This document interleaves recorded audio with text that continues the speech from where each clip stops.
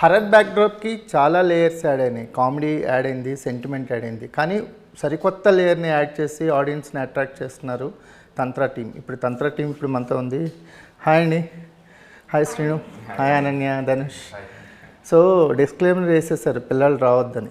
ఎలాగో ఏ సర్టిఫికేట్ వస్తుందని ముందే గమనించేశారు అది. వచ్చేకేసామండి. ఓకే. సో ఒకవైపు పిల్లలు రావద్దు అని చెప్పినట్టు ఉంటుంది, ఇంకోవైపు కొంచెం ప్రమోషన్ స్ట్రాటజీగా ఉంటుందని చెప్పి ఐడియా చేసాం. కానీ ఒక కొత్త పాయింట్ ఇప్పటి వరకు ఒక ఎరోటిక్ మూమెంట్ని యాడ్ చేశారు. ఇప్పటి వరకు మేము చూసిన హర్రర్ బ్యాక్డ్రాప్ స్టోరీస్లో కనిపించని ఒక కొత్త లేయర్ మాకు కొంత వజ్రోరతి అనే ఒక ఎరోటిక్ మూమెంట్ని యాడ్ చేశారు. ఎక్కడ అది నీకు స్ట్రైక్ అయింది శ్రీను? అసలు నువ్వు నీ ఆలోచనలు అలా ఉంటాయని కూడా మేము ఊహించలేదు.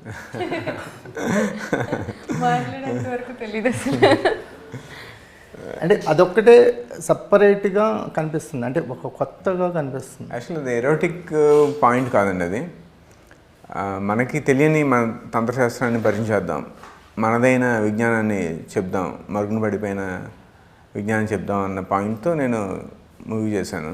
ఈ తంత్ర అనగానే తాంత్రిక సెక్స్ కూడా one of the part. So ఆ తాంత్రిక సెక్స్ని వజ్రోలి రతి అంటారు. దాన్ని దేవుడిని చేరుకునే ఒక మార్గంగా చూస్తారు ఆ ప్రాసెస్లోనే. అదే చెప్పండి. సో అది చేసేది యాక్చువల్గా కుండలిని శక్తి జాగృతం చేసుకోవడానికి, ఏవేకం చేసుకోవడానికి. దాన్ని పాజిటివ్గా చేయొచ్చు, నెగిటివ్ చేయొచ్చు. ప్రతి తాంత్రిక ఆచారాన్ని మనం తాంత్రిక అనగానే చేతబడి, బాణామతి అని చెప్పేసి నెగిటివ్ అనుకుంటాం. కానీ it's a way of seeking God. అందులో పాజిటివ్ సైడ్ని అన్న ఎస్టాబ్లిష్ చేస్తారు. Yes exactly. సో కానీ మనకి సమాజంలో ఉన్న ఒపీనియన్ అయితే 90% దాని మీద నెగిటివ్గానే ఉంటుంది. అదే నెగిటివ్ అట్రాక్షన్ ఎక్కువగా ఉంటుంది. దాన్ని బ్రేక్ చేద్దామనే మా ఐడియా అనమాట సినిమా చేశాను. సో దానికి ఓకే. పోస్టర్లో ఒక main element attraction of the poster అయిపోయావు అనన్య ఈ సినిమాకి. థ్యాంక్ యూ కుమార్ గారు. ఎలాంటి ఎక్స్పీరియన్స్ ఇంకేం చేస్తావు? అంటే ఇప్పటివరకు మీరు చేసిన సినిమాల్లో ఇలాంటి సబ్జెక్ట్స్ ఏం లేవు. మీకు ఎలాంటి ఎక్స్పీరియన్స్ యాజ్ ఆర్టిస్ట్గా వచ్చింది? ఈ సినిమా ఫస్ట్ టైం ఈ సినిమా ఎక్స్పీరియన్స్ గురించి మాట్లాడుకోవాలంటే ఆర్టిస్టిక్ సాటిస్ఫాక్షన్ అని చెప్పొచ్చు. అంటే నాకు ముందు చేసిన ఫిల్మ్స్ వచ్చాయి, బట్ దిస్ అంటే ఎవ్రీ టైము మనకు ఒక కొత్తగా కోరుకుంటాం కదా, నెక్స్ట్ చేయాలి, నెక్స్ట్ ఏం చేస్తామని చెప్పి. ఈసారి నాలో ఇంకొక యాంగిల్ని చూపించినట్టు ఆడియన్స్కి నాకు అనిపించింది. సో ఆర్టిస్టిక్ సాటిస్ఫాక్షన్ అయితే చాలా బాగా వచ్చింది. అండ్ దాంతోపాటు కొంచెం భయం, కొంచెం ఎలా క్రింజ్ ఫీలింగ్, అలా చాలా ఎమోషన్స్ ఉన్నాయి దాంట్లో. సెట్స్ అవన్నీ కొంచెం కొత్తగా ఉండంటే ఆ ముగ్గులు అవి అవన్నీ నీ ప్రమోషన్స్లో కూడా పుర్రెలను వాడుతున్నారు.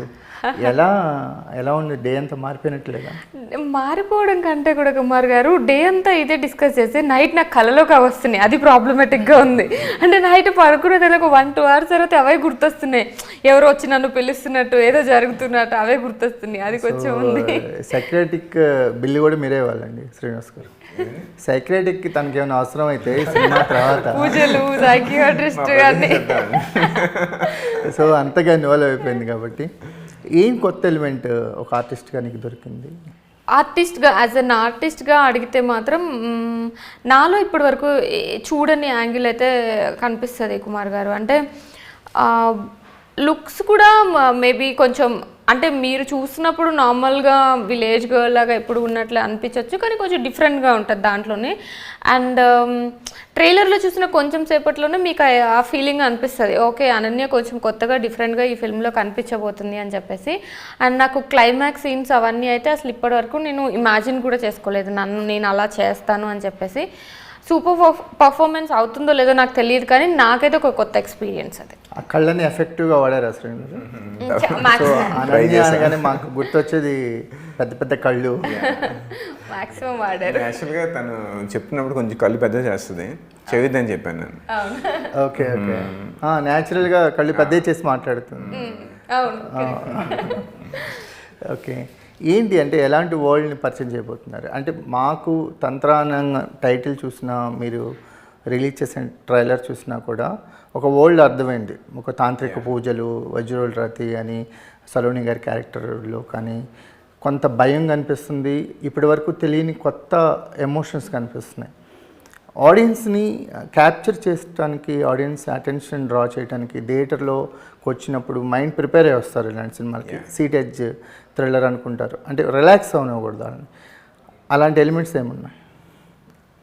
బేసిక్గా ఇది ప్రెమైస్ తీసుకుంటున్నామండి, నేపథ్యం కింద తాంత్రిక పూజలు తీసుకుంటున్నాం. ఓవరాల్గా చూస్తే ఇది మంచి ఒక ఎమోషనల్ స్టోరీ అనమాట. ఒక లవ్ స్టోరీ, మదర్ సెంటిమెంట్, తర్వాత ఒక girl journey, female oriented. Yeah. So ఒక గర్ల్ జర్నీ, ఒక మదర్ జర్నీ, అలా పిల్లర్స్ ఆఫ్ క్యారెక్టర్స్ ఉన్నారు మనకి. మేసా లక్ష్మి గారిది ఒక మంచి రోల్ ఉంటుంది, తర్వాత టెంపర్ వంశీ గారిది, వీళ్ళందరి క్యారెక్టర్ ఆర్క్స్ వస్తూ ఒక మంచి జర్నీ ఉంటుంది అన్నమాట. ప్రతి ఒక్కరికి ఒక క్యారెక్టర్ ఆర్క్ ఉంటుంది. దాంతోపాటు ఈ తాంత్రిక పూజల నుంచి కొంచెం రెగ్యులర్ సినిమాల్లో పైపైన చూపిస్తారు, సూపర్ఫిషియల్గా చూపిస్తారు. మేము కొంచెం డీటెయిల్స్కి వెళ్తున్నాం అనమాట. మీరు ఆ డీటెయిల్స్లో వెళ్ళే ప్రాసెస్లో మీరు ఏమన్నా ట్రాక్ ఏమన్నా తప్పారా? అసలు అవ్వలేదు. సో ఎలా జరిగింది డీటెయిల్డ్ అండి? ఆయన కలిసారా అలాంటి మనుషులను కలవటం? కానీ మనకి జనరల్గా కొన్ని ఏరియాస్ ఉంటాయి, ఆదిలాబాద్లో కొన్ని ఏరియాస్, మనకి వైజాగ్ దాటిన తర్వాత కొన్ని ఏరియాస్ ఉంటాయి, ఎక్కువగా అలాంటి ఊళ్ళల్లో ఇలాంటి పేర్లు ఎక్కువగా అనిపిస్తూ ఉంటాయి. అవును. ఏమైనా ఫుట్ వర్క్ చేశారా? నాకు కొంచెం వర్క్ చేశానండి.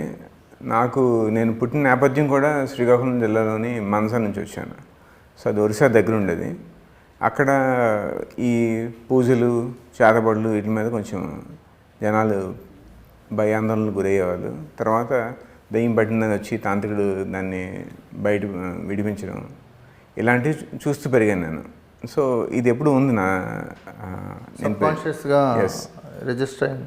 దాంతోపాటు ఈ సినిమా అనుకున్నప్పుడు నేను కొంచెం కొన్ని బుక్స్ చదవడం, రీసెర్చ్ చేయడం, కొన్ని ఇంటర్వ్యూస్ చూడడం, ఇలా ఇవన్నీ చేశాను. చేసి నాకు తెలిసిన ఫ్యాక్ట్స్తో పాటు మంచి ఇంట్రెస్టింగ్ స్టోరీ. దానికి ఎలా ఉండబోతుంది క్యారెక్టర్? నాది క్యారెక్టర్ వచ్చి కొంచెం సీరియస్ క్యారెక్టర్ అనమాట సినిమాలో. లైక్ ఒక లవ్వర్ క్యారెక్టర్, కానీ అసలు జోకేస్తున్నాను అవరా అంటే అలాంటి క్యారెక్టర్. అంటే తన లవర్ దగ్గర ఒక ఓపెన్గా ఉండే ఒక వ్యక్తి లాగా అనమాట. So it's a very interesting character.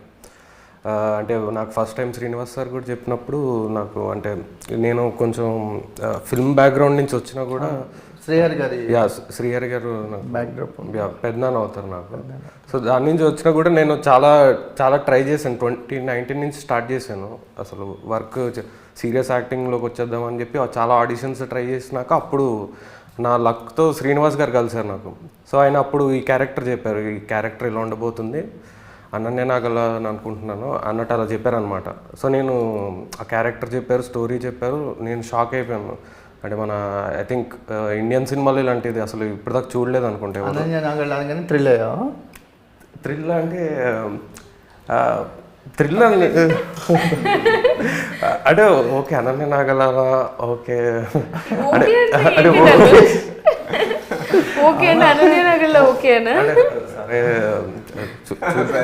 సరే చూద్దాం అన్నట్టు అనుకున్నాను. అంటే పర్లేదు, కాస్టింగ్ బాగానే ఉంది, అంటే పర్ఫార్మెన్స్ అసలు చాలా బాగా చేస్తారు అనన్య గారు. అంటే ఏ సినిమాలో మీకు అలా అనిపించింది? మల్లేశం చూసాను నేను, అప్పుడే చూసాను సినిమా. వకీల్ సాబ్లో చాలా బాగా, వకీల్ సాబ్లో కూడా బాగా చేస్తారు. అంటే మల్లేశం ఒక ఇది కదా, యాక్చువల్గా మల్లేశం ఇమేజ్ని బ్రేక్ చేయడానికి తను చాలా కష్టపడింది. సార్ నాకు 10 స్క్రిప్ట్లు వస్తే 9 స్క్రిప్ట్లు ఏడుస్తానే ఉన్నాయి, ఏడిపించే స్క్రిప్ట్లు వస్తున్నాయి సార్. అంటే అందరికి ఒక ఇంప్రెషన్ లాగా అయిపోయింది కదా అప్పుడు మల్లేశం అంటే. లైక్ అనన్య నాగల ఇంప్రెషన్ ఉంది, ఆ ఇంప్రెషన్ మార్చడం కూడా అంత తేలికైంది కాదు, చాలా కష్టం. అందుకని ఏది ఎక్కువ చేయకూడదు, పడి చేస్తే ఇలానే ఉంటుంది.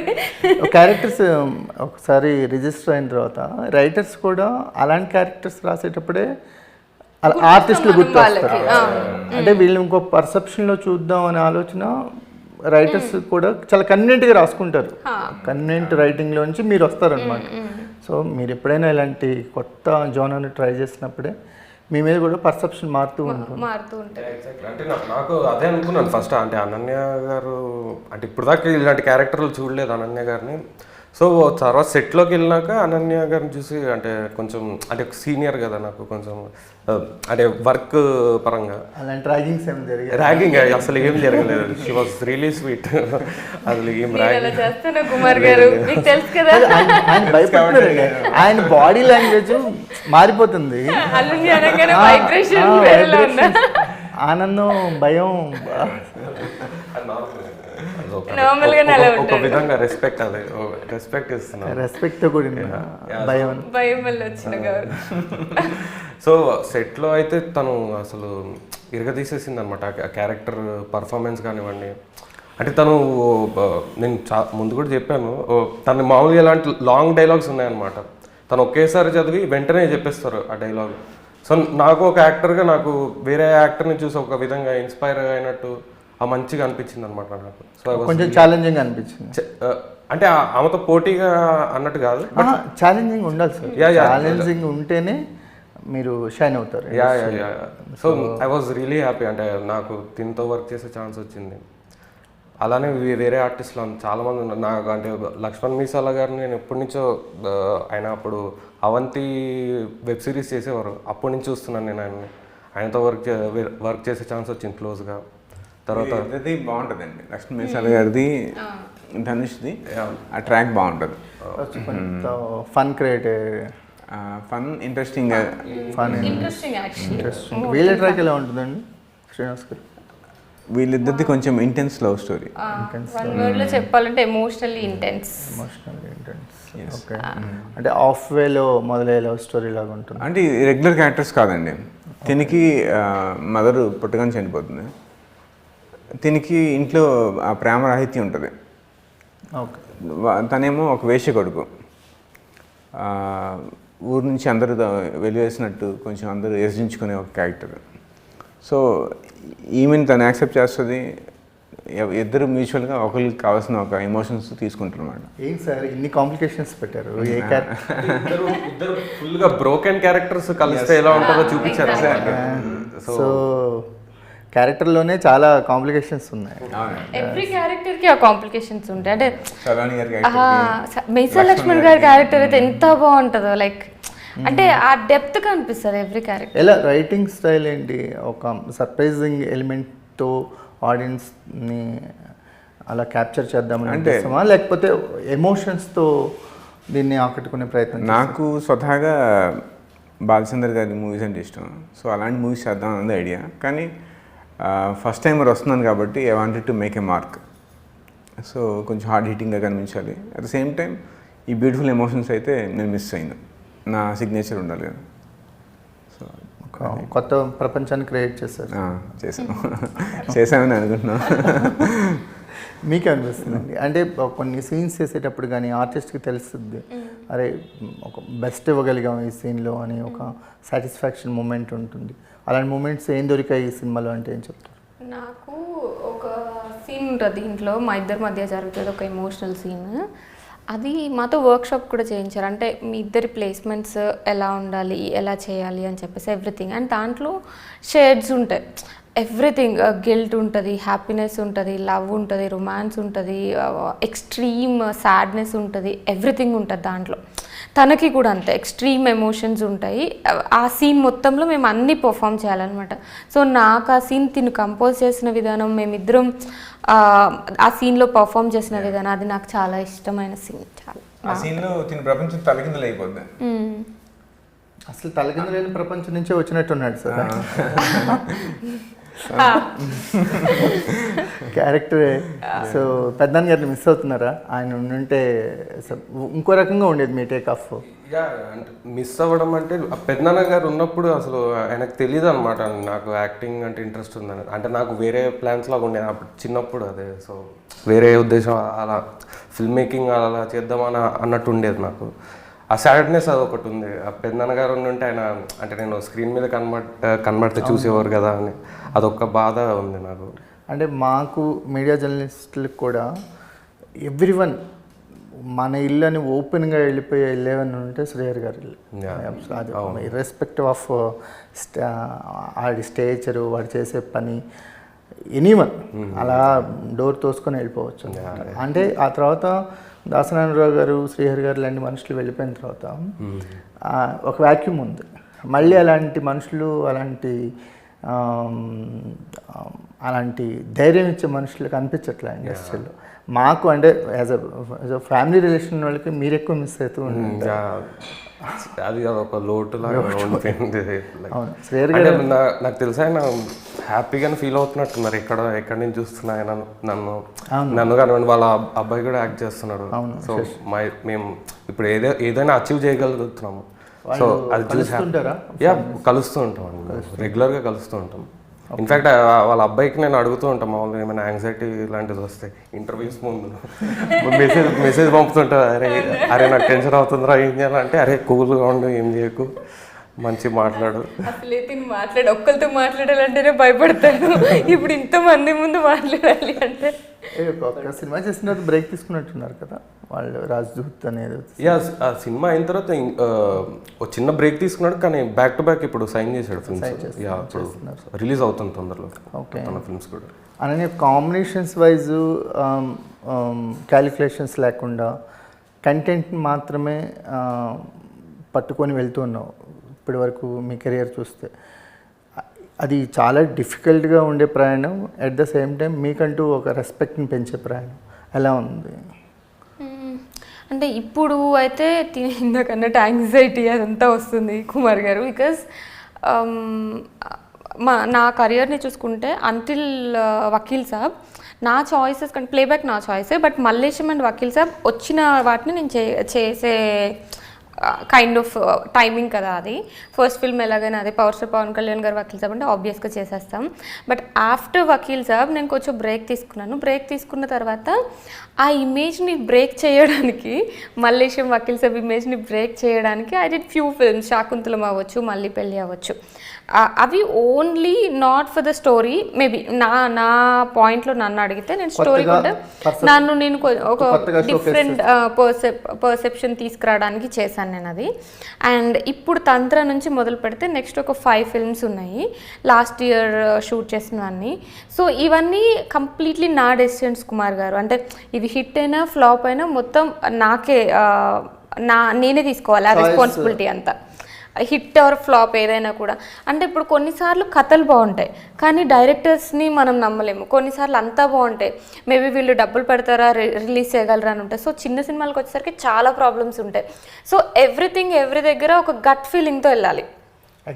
అంతే కదా, ఇప్పుడు వీళ్ళు ఈ సినిమాని ఇక్కడి వరకు తీసుకెళ్ళగలరు అని మనం నమ్మి గట్ ఫీలింగ్తో ముందుకు వెళ్ళాలి. సో ఇప్పటి నుండి చూడాలి కుమార్ గారు. నాకు తెలిసి పెద్ద సినిమాలకు వచ్చేసరికల్లా క్యారెక్టర్ ఎంతవరకు కట్ అయ్యిద్దో తెలియదు. మనం ఒక ఎక్స్పెక్టేషన్స్తో వెళ్తాము ఆ ప్రాజెక్ట్లోకి, కానీ థియేటర్లో మన క్యారెక్టరు అసలు ఎంత డ్యూరేషన్ ఉంటుందని కూడా పెద్ద ఛాలెంజ్గా ఉంటుంది.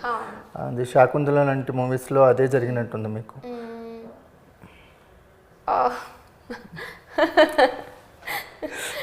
నో కామెంట్స్ కుమార్ గారు.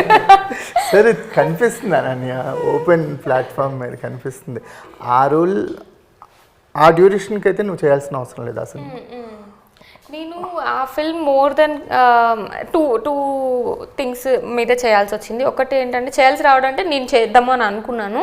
ఒకటి ఏంటి అంటే ఇప్పుడు ఉన్నదాన్ని ఆ స్టీరియో టైప్ని ఏదైనా బ్రేక్ చేయడానికి యూజ్ అవుతుంది అని చెప్పేసి. అండ్ ఆల్సో గుణశేఖర్ గారి డైరెక్షన్ అంటే నాకు చాలా ఇష్టం. ఒక్కడు అవన్నీ చాలా మంచి ఫిల్మ్స్ కదా. సో ఆయన డైరెక్షన్లో ఒక పెద్ద డైరెక్షన్లో చేస్తే నేను చాలా విషయాలు నేర్చుకోవచ్చు అన్న ఆ 2 థింగ్స్ మీద చేశాను కుమార్ గారు. సూపర్. అంటే మీరు మళ్ళీ పెళ్ళిలో చేసింది ప్రాపర్ హీరోయిన్ క్యారెక్టర్ చేయగలిగారు. అంటే ఇప్పటి వరకు మీరు చేసిన సినిమాల్లో కనిపించిన గ్లామర్ అందులో కనిపించింది. కొంచెం ఓపెన్ అప్ అయ్యారా మీరు? అయి ఉండొచ్చు. దానికి నాకు శాకుంతలం చాలా యూజ్ అయింది కుమార్ గారు. ఎందుకంటే అప్పటి వరకు నేను అన్నీ మొత్తం చాలా ఒద్దికగా పక్కన గర్ల్ నెక్స్ట్ డోర్ లాగా చేసిన దగ్గర నుంచి ఆల్ ఆఫ్ ఎ సడన్ ఆ కాస్ట్యూమ్ కానీ అక్కడ ఉన్న సెట్లో పీపుల్ కానీ అంత ఎవ్రీథింగ్ ఈజ్ డిఫరెంట్ అక్కడ. సో అది నాకు చాలా హెల్ప్ అయింది. దాని తర్వాత నాకు ఏమనిపించిందని దాని తర్వాత ఫోటోషూట్స్ చేయడం స్టార్ట్ చేశాను. తర్వాత నేను కొంచెం ఓపెన్ అప్ అయ్యాను, యాజ్ అన్ యాక్టర్ అయ్యాను. And also this is also part of the profession అని చెప్పి ప్రాపర్గా అర్థం చేసుకున్నాను అని చెప్పొచ్చు. సో అట్లా అండ్ జనరల్గా ఒక పర్సెప్షన్ ఉంటుంది, కాంబినేషన్స్ వైజ్ వెళ్తేనే కెరీర్ ఎక్కువ గ్రోత్ అవుతుందనే పర్సెప్షన్ ఉంటుంది హీరోయిన్స్కి వచ్చేసరికి. కాంబినేషన్ అంటే కంటెంట్ కంటే కాంబినేషన్స్ వైపు వాళ్ళు మోర్ ఇంట్రెస్ట్ చూపిస్తుంటారు. ఫ్యూ హీరోయిన్స్ ఉంటారు, ఫ్యూ ఆర్టిస్టులు ఉంటారు కంటెంట్ వైపు డ్రైవ్ చేస్తూ ఉంటారు. వాళ్ళ ప్రయాణం కాస్త లేట్గా అయినా సరే వాళ్ళు చేరే గమ్యం మాత్రం చాలా బాగుంటుంది.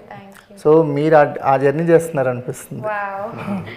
చాలా చాలా హ్యాపీ అనిపిస్తుంది. ఇప్పటివరకు కొంచెం నా కళ్ళు కూడా వాటర్ వస్తున్నాయి సీరియస్లీ. ఎందుకంటే I've been trying to achieve it from past 2-3 years. నేను చూస్ చేసుకున్న సబ్జెక్ట్స్ కానీ నేను చేసే వర్క్ కానీ మేబీ మనకు పెద్ద ఫిల్మ్స్ చేసిన తర్వాత అక్కడ చాలా కంఫర్ట్ ఉంది, మనం ఏం చేయక్కర్లేదు.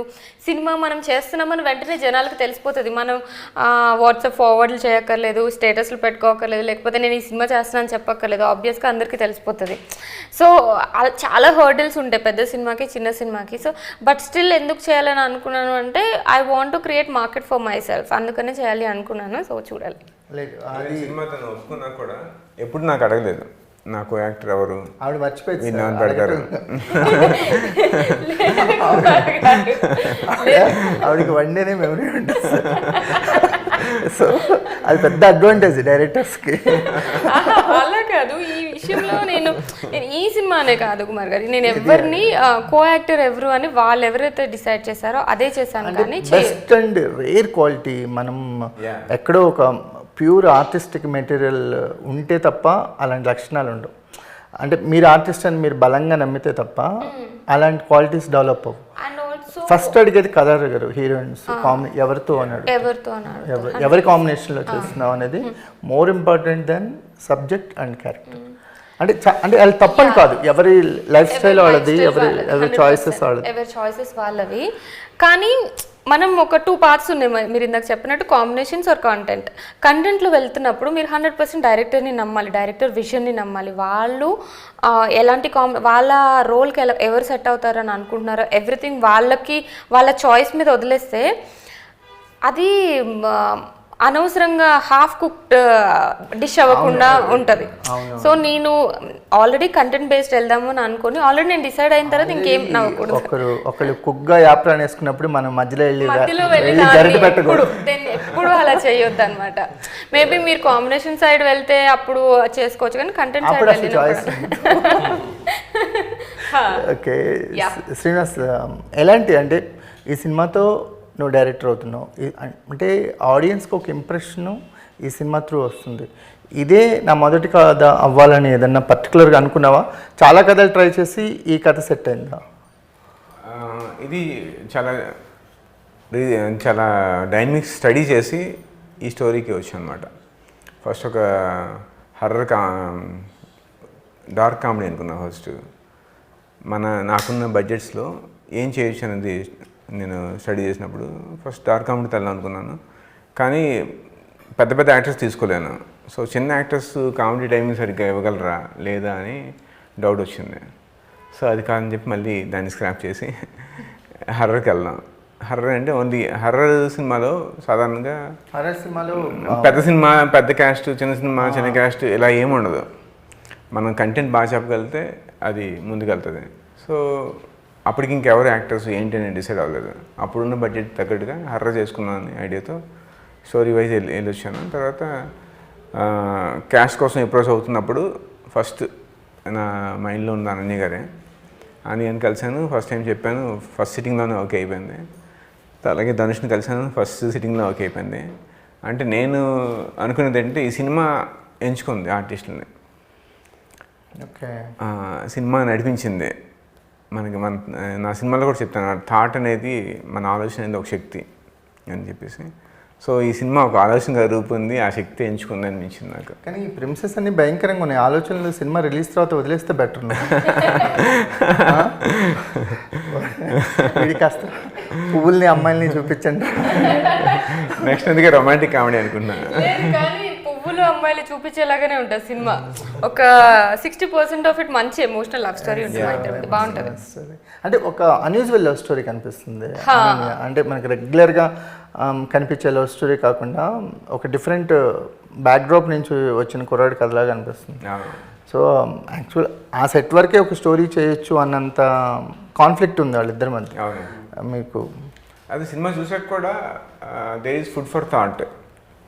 ఆడియన్స్ థియేటర్ నుంచి బయటకు వచ్చాక కూడా అతనికి చాలా క్వశ్చన్స్ ఉంటూ ఉంటే ఆ క్వశ్చన్స్ డాట్స్ కనెక్ట్ చేసుకుంటూ ఆ సాటిస్ఫాక్షన్ ఉంటుంది చూడండి. ఓకే, ఎందుకు ఇలా అయిందా, ఇలా చెప్పారా అన్న ఇది ఉంటుంది. అలాగే ఈ సీన్ ఏమో ఉంటుందని వాడి ఇమాజినేషన్ కొన్ని వదిలేస్తాం, ఓపెన్ ఎండెడ్ అలా అలా కొన్ని పాయింట్స్ ఉంటాయి. కథ అంతా నీట్గా అయిపోతుంది, మన 3 యాక్ట్ స్ట్రక్చర్ ఫాలో అయిపోతుంది. కానీ కొన్ని ఎలిమెంట్స్ ఉంటాయి, ఎందుకు వీడు అలా చేసి ఉంటాడు అని చెప్పి ఆడియన్స్ పార్ట్ 2కి ఏమన్నా లీడ్ ఇచ్చేది సార్? పార్ట్ 2కి లీడ్ ఉంది. అంటే యాక్చువల్లీ సినిమాలో క్యారెక్టర్స్ వచ్చేసి ఒక్కొక్క క్యారెక్టర్ ఒక్కొక్క బ్యాక్ స్టోరీ లాగా ఉంటుంది అనమాట. సో పార్ట్ 2 అని తీయొచ్చు, లేదా ఒక స్పిన్ ఆఫ్ లాగా, అంటే ఒక్కొక్క క్యారెక్టర్కి సపరేట్ సినిమా లాగా కూడా తీయొచ్చేమో, అలా కూడా ప్లాన్ చేయొచ్చేమో. ఒక్కొక్క క్యారెక్టర్కి సపరేట్ స్టోరీస్, అంటే ఒక యూనివర్స్ క్రియేట్ చేసుకోవచ్చేమో. ప్రీక్వెల్ చేయొచ్చు, సీక్వెల్ చేయొచ్చు, అలా దీనికి స్కోప్ ఉంది. స్కోప్ చాలా ఉంది. 15 తర్వాత డిసైడ్ అయితే దీనికి ప్రీక్వెల్ పడిద్దా సీక్వెల్ పడిద్దా అడుగుతున్నారండి. సీక్వెల్ అడుగుతున్నారా? యాక్చువల్గా పొలిమేర కానీ మసూదా కానీ ఒక మార్కెట్ని క్రియేట్ చేసింది. అంటే ఓటీటీ ప్లాట్ఫామ్స్లో కానీ మనకి థియేటర్స్లో కూడా ఒక కైండ్ ఆఫ్ ఇలాంటి ఎలిమెంట్స్ని ఎంజాయ్ చేసే ప్రేక్షకుల శాతం పెరిగింది. కంపారిటివ్లీ ఒక 10 yearsతో పోల్చుకుంటే ఇప్పుడు భయాన్ని కూడా బాగా ఎంజాయ్ చేస్తున్నారు. భయపడటానికి డబ్బులు పెడుతున్నారు, ఎవరికైనా భయం వదిలించుకోవడానికి డబ్బులు పెడుతున్నారు, భయపడటానికి కూడా డబ్బులు పెట్టి వస్తున్నారు. ఏం ఎక్స్పీరియన్స్ని గెయిన్ చేస్తావు ఈ జర్నీ స్టార్ట్ అవడానికి ముందు? ఇప్పుడు రిలీజ్కి వస్తుంది కదా, ఏం మారాడు శ్రీనివాస్? ఏం ఎక్స్పీరియన్స్ యాడ్ అయినాయి? చాలా మంచి ఎక్స్పీరియన్స్ వచ్చాయండి. ఈ యాక్టర్స్ జర్నీ తర్వాత మన క్రాఫ్ట్ మీద టెక్నీషియన్స్తో నాకు ఇంకొంచెం better understanding of the cinema వచ్చింది ఈ జర్నీలో. తర్వాత కొందరు యాక్టర్స్ చాలా అన్బిలీవబుల్గా ఉంటారు. సలోని గారు షార్ట్కి ముందే మనం పొజిషన్స్ పెట్టుకుంటాం కదండి, కెమెరా ఇంకా ఆన్ అవ్వదు, రోల్ చెప్పకముందు ఆమె డ్యాన్స్ చేస్తుంటారు అక్కడ. రోల్ చెప్తాను టక్కున మారిపోతారు. ఓకే, అది చూస్తుంటే చాలా హ్యాపీ. సలోని గారు పవర్ హౌస్ అనమాట, ఎనర్జెటిక్ ఉంటారు. కాదు, క్యారెక్టర్ మూడ్లో ఎక్కువ ఉంటారని చెప్పి ఏ పాట వింటారో, ఏ పాట తన మైండ్లో రన్ అవుతుంటుంది కానీ డ్యాన్స్ చేస్తుంటారు, టక్కున మారిపోతారు పెట్టగానే. ఎందుకంటే మర్యాద రామన్న టైం అప్పుడు సునీల్ గారు అన్నారు, 10 సెకండ్లో 20 ఎక్స్ప్రెషన్స్ వస్తుందండి ఆవిడలో, చాలా కష్టం. ఎలా ఇప్పుడు మనం స్టీరియో టైప్ బ్రేక్ చేసామండి. సలోని గారు అంటేనే బబ్లీ అన్నట్టు కాకుండా ఇక్కడ సలోని గారికి కూడా కొంచెం పవర్ఫుల్ రోల్ ఉంటుంది. అవును, 2 పవర్ఫుల్ ఉమెన్ ఉంటారు మనకి సినిమాలో. ఈవెన్ సినిమా ఈజ్ అబౌట్ శాక్తతంత్రం. శాక్తతంత్రం అంటే శక్తి గురించి చెప్పే తంత్రం అన్నమాట. ఈ బిలీవబిలిటీని క్రియేట్ చేయగలుగుతారా? అంటే వీటిని వ్యతిరేకించే వాళ్ళు ఉన్నారు, వీటిని నమ్మని వాళ్ళు ఉన్నారు, ఇవన్నీ కూడా జస్ట్ ఒక మూఢనమ్మకాలని కొట్టిపారేసే వాళ్ళు ఉన్నారు. ఆ బిలీవబిలిటీ ఫ్యాక్టర్ అనేది క్రియేట్ చేయగలుగుతారా? అదేనండి, మీరు ఇదేంటి మూఢనమ్మకాలు ప్రోత్సహిస్తున్నారా ఇలా మాట్లాడవచ్చు, కానీ still today it is very relevant. ఇప్పటికీ అంటే మూఢనమ్మకాలు బేస్ చేసుకొని కొందరిని బలిస్తున్నారు.